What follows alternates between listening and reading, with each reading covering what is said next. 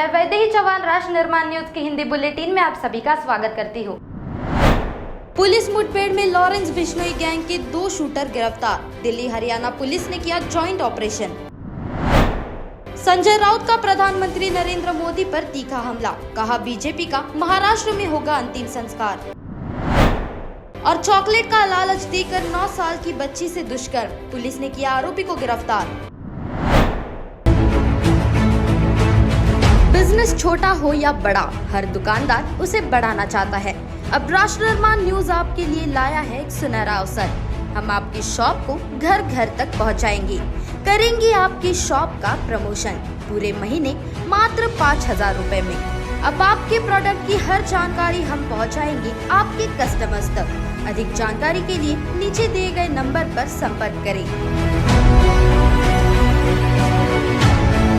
Headlines के बाद अब खबरें विस्तार से। हरियाणा के नूह में दिल्ली पुलिस की स्पेशल सेल ने हरियाणा पुलिस के साथ मिलकर एक जॉइंट ऑपरेशन में 2 शूटरों को गिरफ्तार किया है।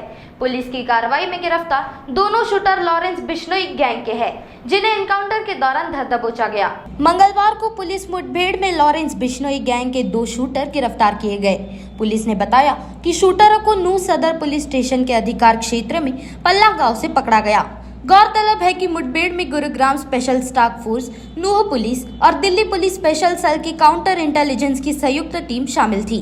पुलिस के अनुसार एक शूटर के पैर में गोली लगी है और वर्तमान में उसका नूह के एक सामुदायिक स्वास्थ्य केंद्र में इलाज चल रहा है। इसके अलावा पुलिस ने खुलासा किया कि शूटर रोहतक में एक आपराधिक मामले में वांछित था। लॉरेंस बिश्नोई एक खूंखार गैंगस्टर है, जिसके खिलाफ दर्जनों मामले दर्ज है। वे वर्तमान में विभिन्न अपराधों के लिए जेल में है। वे अपराधी जो हत्या और रंगदारी जैसे अपराधों में शामिल रहा है। बिश्नोई पंजाबी गायक और कांग्रेस नेता सिद्धू मूसेवाला की हत्या का मास्टरमाइंड है। वही हाल ही में एक्टर सलमान खान के घर पर फायरिंग घटना हुई, जिसकी जिम्मेदारी लॉरेंस के भाई ने ली है। अपनी सहेलियों के साथ एक होटल में डिनर करने गई एक महिला के साथ 3 लोगों ने छेड़छाड़ की। जब महिला घर जाने के लिए निकली तो उसका पीछा करते हुए ये मनचले उसके घर तक पहुंच गए। घर में लगे सीसीटीवी कैमरे में एक आरोपी कैद हो गया है। पुलिस से मिली जानकारी के अनुसार 22 अप्रैल को एक महिला अपनी सहेलियों के साथ सदर के एक होटल में डिनर करने के लिए गई थी। यहाँ तीनों आरोपी टेबल पर बैठे हुए थे।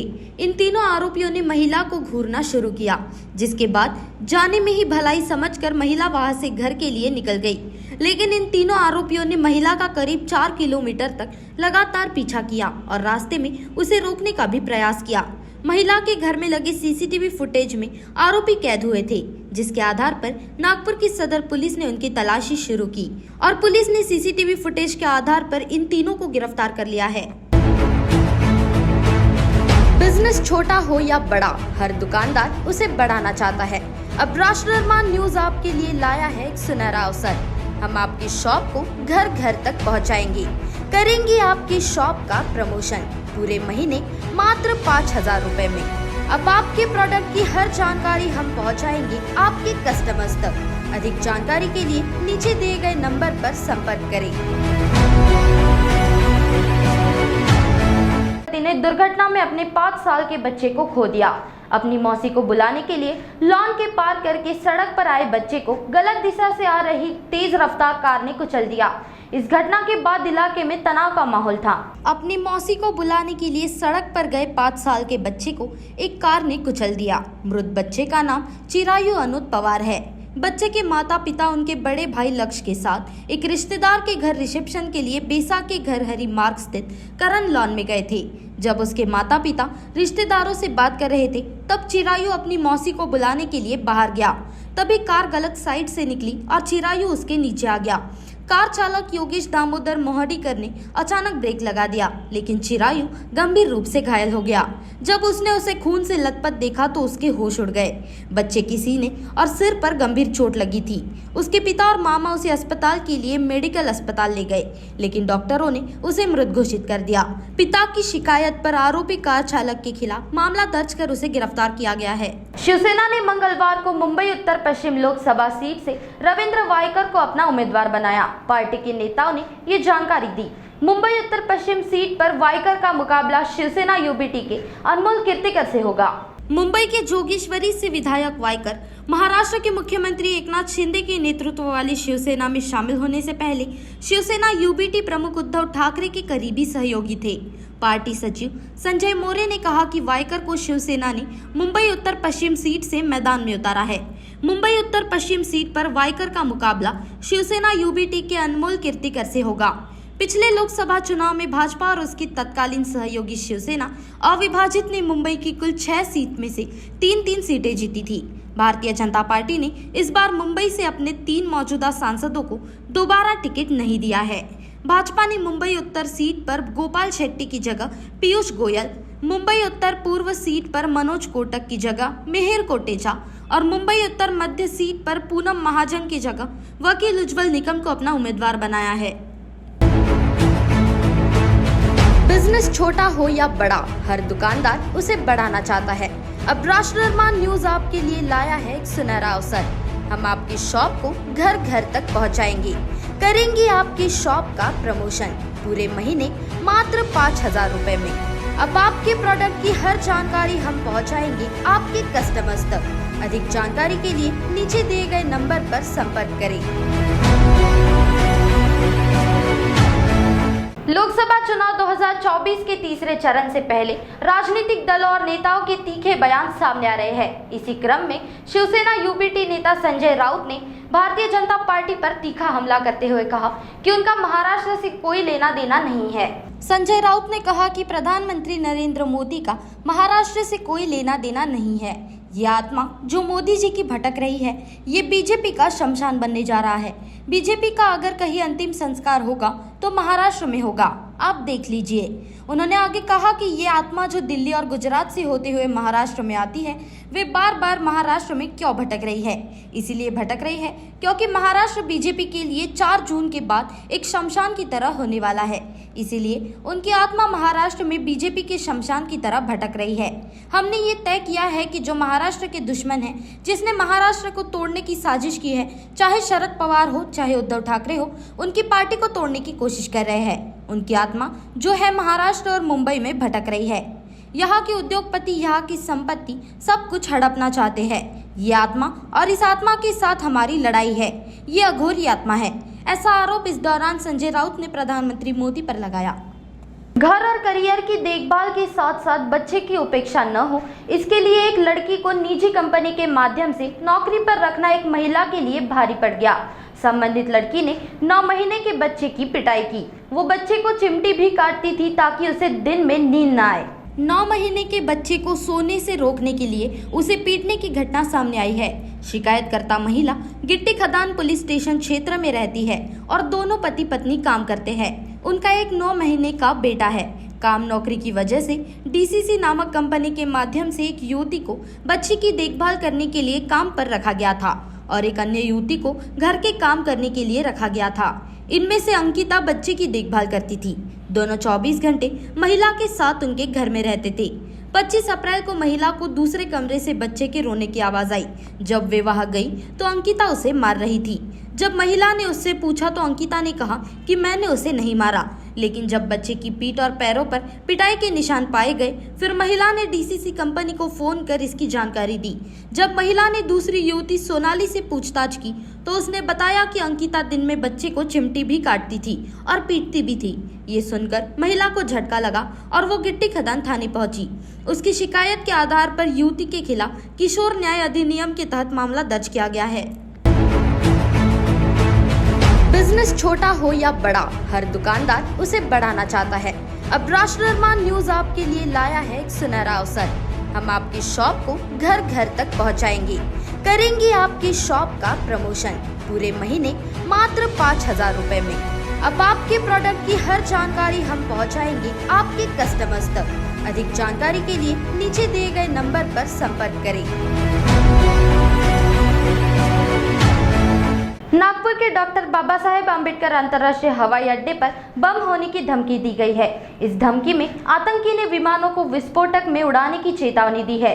सोमवार सुबह एयरपोर्ट प्रबंधक को ईमेल के जरिए धमकी भेजी गई। नागपुर एयरपोर्ट को बम से उड़ाने की धमकी दी गई है।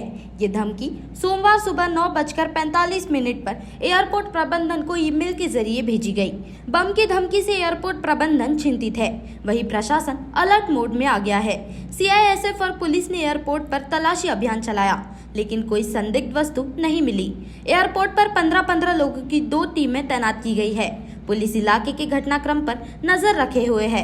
नागपुर हवाई अड्डे की तरह जयपुर, आगरतला, श्रीनगर, चंडीगढ़ और वाराणसी हवाई अड्डों को भी बम से उड़ाने की धमकी भरा ईमेल सोमवार को मिला था। इसके बाद सुरक्षा बलों ने एयरपोर्ट पर सुरक्षा बढ़ा दी और हर आने जाने वाले की जांच में जाने लगी। पिछले 3 दिनों में कोलकाता एयरपोर्ट को ये दूसरा धमकी भरा मेल मिला है। अजित पवार गुट के नेता और राज्यसभा सांसद प्रफुल्ल पटेल ने विपक्ष के आरोपों और उनके सवालों के जवाब दिए हैं। हाल ही में CBI ने उनके खिलाफ भ्रष्टाचार से जुड़े एक मामले को बंद कर दिया है। घोटालों के आरोपों पर भी अब प्रफुल्ल पटेल की प्रतिक्रिया सामने आई है। NCP नेता प्रफुल्ल पटेल ने एयर इंडिया लीजिंग मामले में अपनी कथित संलिप्तता के बारे में बड़ा बयान दिया है। NDA में शामिल होने के 8 महीने बाद CBI ने इस केस को बंद कर दिया है। पटेल ने कहा कि मेरे खिलाफ कोई केस नहीं था। 2 एयरलाइंस को जोड़कर एक बनाने में गलत क्या है, और ये मैंने नहीं किया था, इसे एक मंत्रिमंडल के कैबिनेट ने किया था। प्रफुल्ल पटेल ने आगे कहा कि एक सीक्रेट बैठक हुई थी जिसमें PA संगमा, शरद पवार, जितेंद्र प्रसाद और राजेश पायलट शामिल हुए थे। हर कोई कांग्रेस में अपनी नाराजगी जाहिर कर रहे थे। इसके नतीजे ने ही NCP को जन्म दिया। NCP का जन्म सिर्फ और सिर्फ कांग्रेस में सोनिया गांधी की लीडरशिप का विरोध करने के लिए हुआ था। प्रफुल्ल पटेल ने यह भी बताया कि कैसे शरद पवार देश में शीर्ष पद पाने के करीब थे और उन्होंने इसे हासिल न कर पाने के लिए अपनी निर्णय न लेने पाने की स्थिति को जिम्मेदार ठहराया। प्रफुल्ल पटेल ने दावा किया कि कांग्रेस और खासकर गांधी परिवार कभी भी शरद पवार पर भरोसा नहीं करेगा। उन्होंने कई बार उनकी पीठ में छुरा घोंपा है। बिजनेस छोटा हो या बड़ा, हर दुकानदार उसे बढ़ाना चाहता है। अब राष्ट्र निर्माण न्यूज आपके लिए लाया है एक सुनहरा अवसर। हम आपकी शॉप को घर घर तक पहुंचाएंगे, करेंगे आपकी शॉप का प्रमोशन पूरे महीने मात्र 5,000 रुपए में। अब आपके प्रोडक्ट की हर जानकारी हम पहुंचाएंगे आपके कस्टमर्स तक। अधिक जानकारी के लिए नीचे दिए गए नंबर पर संपर्क करें। चॉकलेट का लालच देकर एक युवक ने 9 साल की बच्ची से दुष्कर्म किया और उसे किसी को बताने पर उसकी मां और पिता को जान से मारने की धमकी भी दी। ये दिल दहला देने वाली घटना काचीपुरा की है। एक बच्ची को चॉकलेट का लालच देकर उसके साथ दुष्कर्म करने की चौंकाने वाली घटना सामने आई है। इस मामले में शिकायत के आधार पर आरोपी दिनेश किल्लारे के खिलाफ मामला दर्ज कर उसे गिरफ्तार कर लिया गया।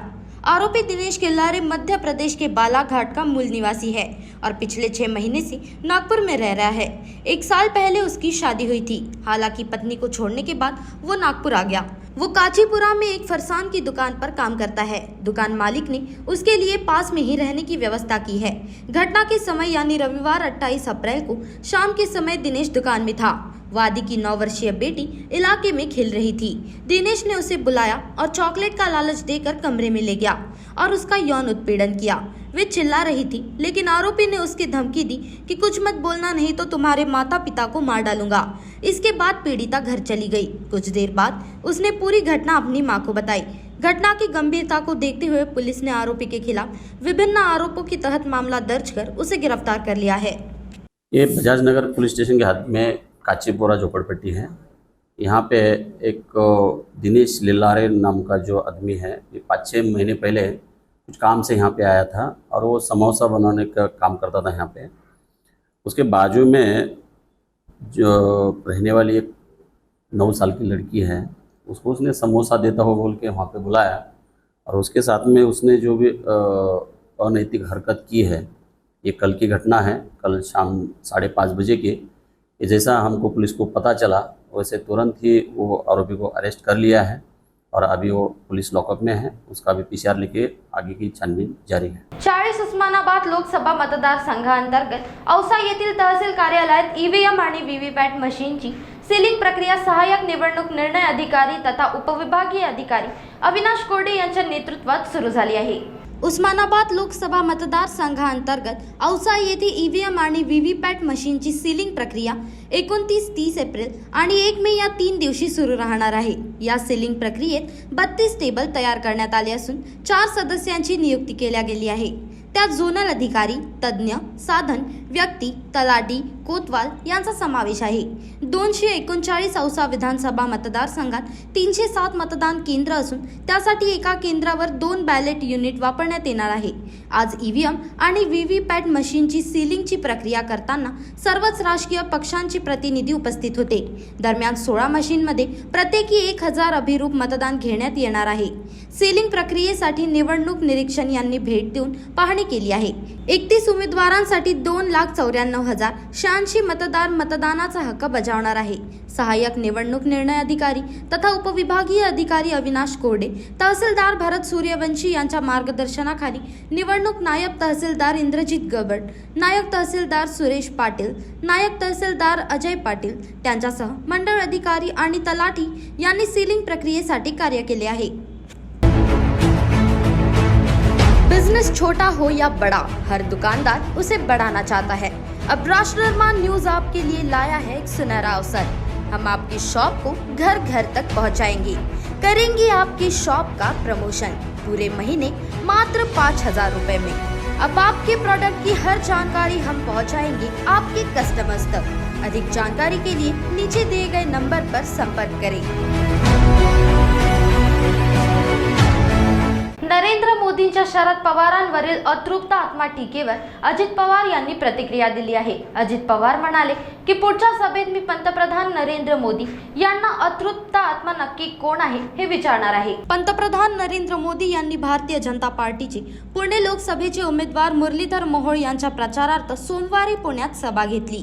या सभेत बोलत असताना त्यांनी राष्ट्रवादी काँग्रेस पार्टी शरदचंद्र पवार पक्षाचे प्रमुख शरद पवार यांच्यावर टीका केली आहे। मोदींनी पवारांना भटकती अतृप्त आत्मा असा उल्लेख केलाय।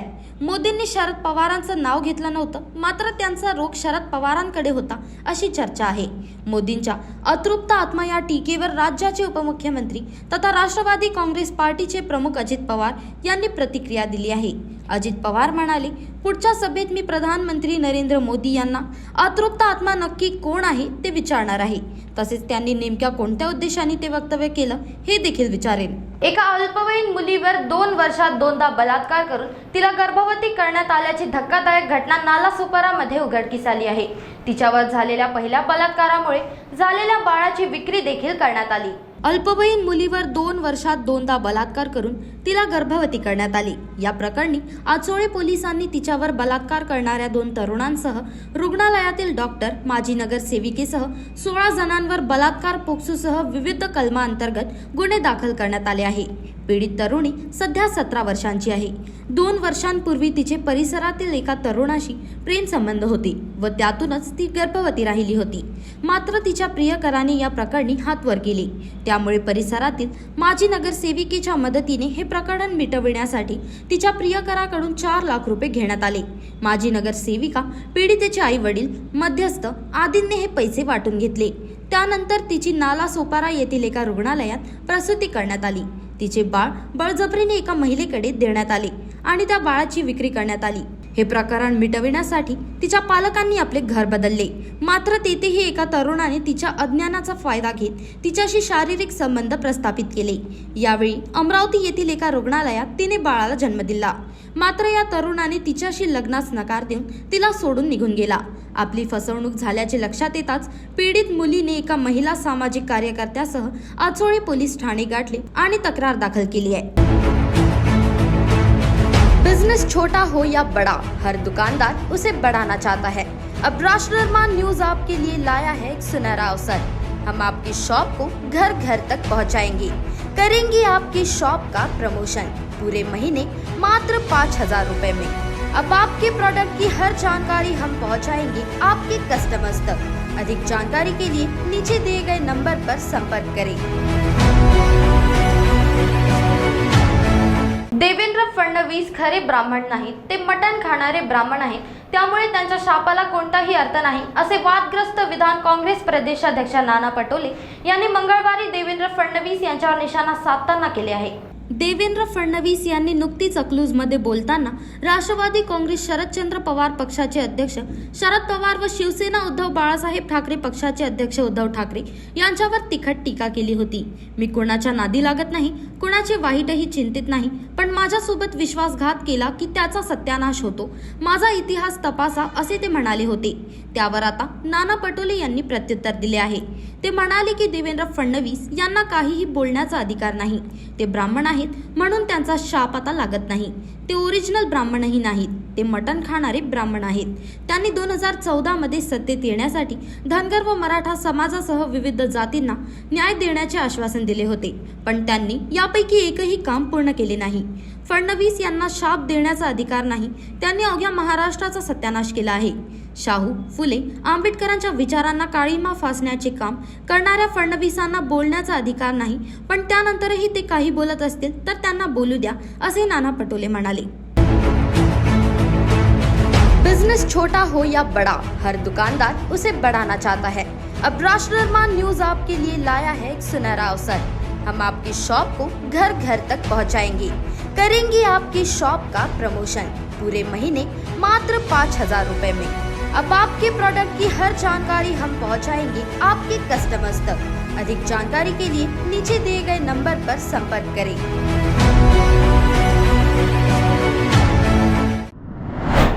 पुलिस मुठभेड़ में लॉरेंस बिश्नोई गैंग के 2 शूटर गिरफ्तार, दिल्ली हरियाणा पुलिस ने किया जॉइंट ऑपरेशन।